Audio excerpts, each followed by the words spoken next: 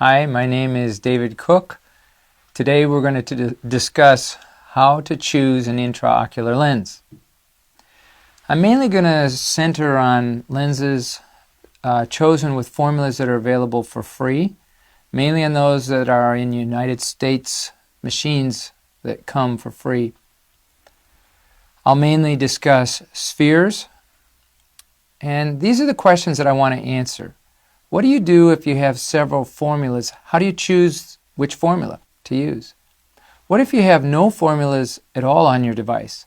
I was in Honduras and they handed me a sheet that said, here's the axial length from the patient, here's the K reading, here's the A constant, and here's your calculator, and figure out which lens we should use for the patient using the SRK2 formula. Is that the best thing to do? What if you have partial measurements?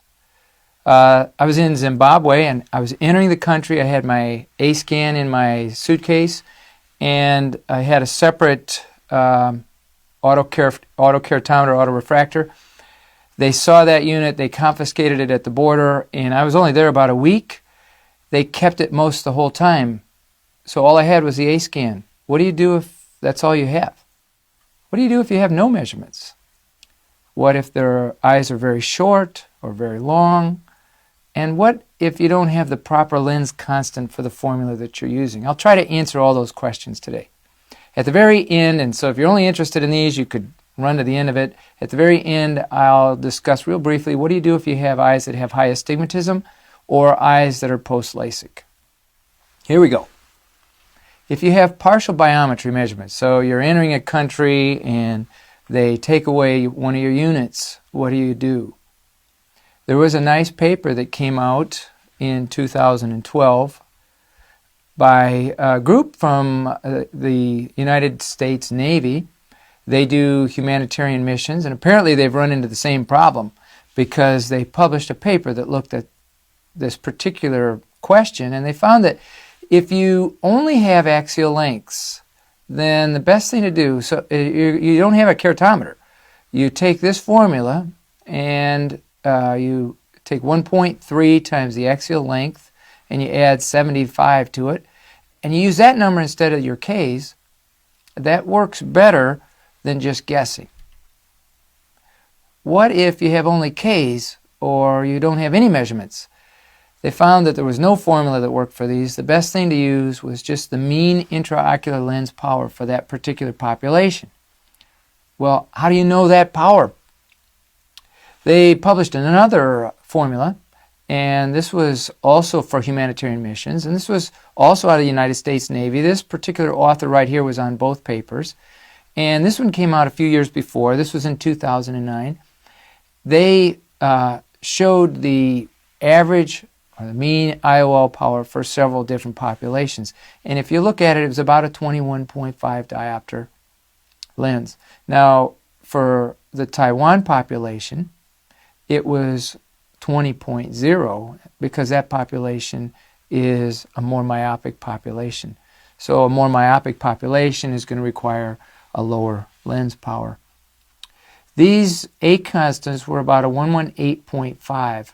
So if you have a lens that has a 119, you'll want to go up about a half diopter, so you would use about a 22.0 mean IOL power for your population. And then my friend in Zimbabwe, when he operates on men, he uses a 21.0 because he didn't have any equipment to measure. And when he operated on women, he used 1 diopter higher, 22.0. And the reason was he wanted he knew that the women did more near tasks, so he gave them a little bit higher IOL power. What do you do if you have several formulas? How do you know which one to use? There are several formulas available, and the 4 that are on most machines are listed here. There are 2 other formulas that are available for free. They're on the web. We'll talk about those in a minute. And then there are these 2 formulas that are available for purchase. And then there's the last one that I list here, the SRK2. I have one comment on the SRK2, and that's don't use it. It's not as good as the other formulas. So these 4 formulas are the main formulas that we'll talk about. The Huygens requires an anterior chamber depth, so it requires an extra reading. You may not have that, so you may be limited to the other three.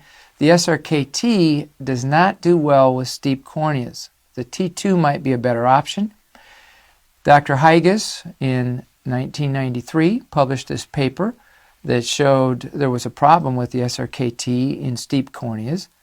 This was finally resolved in 2010 by a group led by Richard Sheard. They developed the T2 formula, and that addresses the steep cornea problem. So back to the question, which formula is best? Dr. Aristodemo Petros, he and others, put out a paper that discussed this particular question. They used National Health Service data from England. So they had a lot of eyes. They had 8,000 eyes. They did not have anterior chamber depth in most of these eyes. So they only looked at 3 formulas. Now I have 4 formulas on here because they also went back later and added the T2 formula. This is an unpublished slide using the T2 formula. They gave it to me and I'm using it with their permission. There's a lot on this slide, so I'll go through it slowly. On the y-axis is the mean absolute error. And you'll see from this that the lower numbers are at the bottom, and that's where you want. If your formula is really accurate, the value would be 0. So you want the values low. The lower on this list that the line goes, the better that formula is. On the x-axis, we have short eyes on the left, 20 diopters, and long eyes on the right.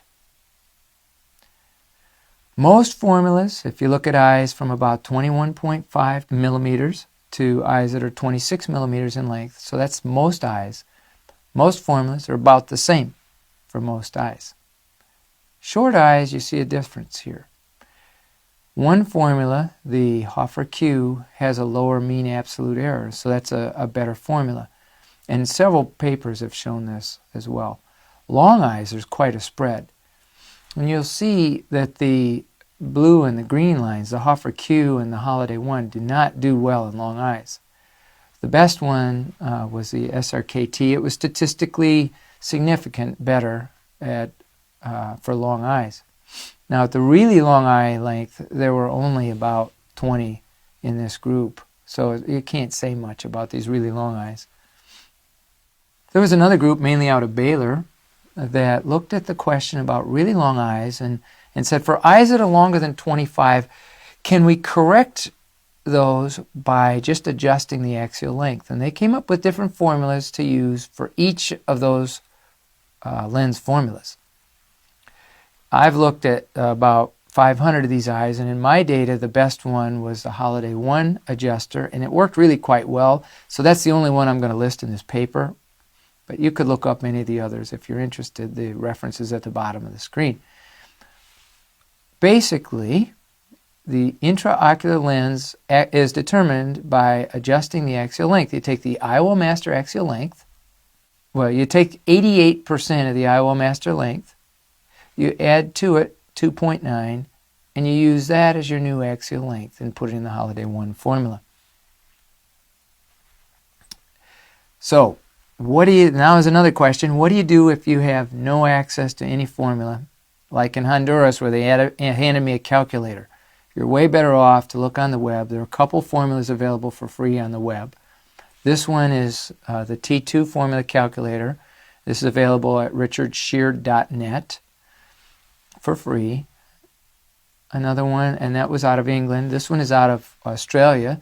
This is by Dr. Barrett, Graham Barrett. It's the Universal 2 formula. It's about the same as the T2 if all you have is axial length and Ks, but it's better if you have lens thickness and white to white. We'll review what we've done. If you have several formulas, we discussed what formulas should you use. If you have no formula for your device, what do? You can look up some formulas. If you have partial measurements, there are some adjustments. If you have short eyes or long eyes, use different formulas. What do you do if you don't have the proper lens constant? So let's say you have measurements, you have formulas, but you don't know what the lens constant is. You could start with the A constant on the box. You have to be a little careful. A lot of the Alcon lenses were designed with the SRK2 formula, and so those lens constants aren't quite the same as for an SRKT. So you could go on the web and you could look at the ULIB website. This is run by Dr. Higas, and on it there are lens constants for all these formulas. They're designed for use with the IOL master, and they really are pretty good. What if you have, let's say you have measurements and you have the Holiday 1 formula, you'd like to use that, but you only have the A constant. You don't have the surgeon factor that you need. That's a different constant. You need the surgeon factor if you can use a Holiday 1. Where do you find that? How do you get that? Well, if you have an A constant, you can use this lens constant calculator, also on the ULIB website. It's a little different. It's a different web page, so I have the address here for you. You can put in the SRK A constant, the SRKT A constant, and it will give you the surgeon factor. You can then use that in your Holiday 1 formula. So the summary. If your eyes are shorter than 21.5 millimeters, use the Hoffer Q formula. If they're greater than 26 millimeters, use the SRKT or the Higas formula. If they're greater than 27 millimeters, adjust the axial length and use the Holiday 1 formula. Don't use the SRK2. Don't use the SRKT for steep corneas. If you have no measurements at all, use a mean IOL. Often that's at 21.5 diopters, using an A constant of 118.5. If you have no Ks, you could substitute a value using your axial length. If you have no formula and you want to look online, you can find two formulas that are both good. And lastly, this is not a summary, but if you've had an eye that's had prior LASIK or PRK or RK, you can go online to iolcalc.org. That's the website that's run by ASCRS, and on that website it gives good information as to how to adjust things to get a better result than you would have with the normal formula. If you have an eye with a lot of astigmatism and you'd like to include posterior corneal astigmatism, this is something we've not talked about today, but there is a website at pcacalculator.org that walks you through how to do this. More help is available on a wonderful website by Dr. Hill, and I've listed it here for you. I'm also very interested in intraocular lens calculations, and sometimes I can be helpful, sometimes not. If you'd like to email me with a specific question about choosing an intraocular lens, I've listed my email address here for you as well. Thank you very much for watching this course. I hope it's been helpful. Good luck in choosing intraocular lenses, and I hope you find the rest of the course helpful as well.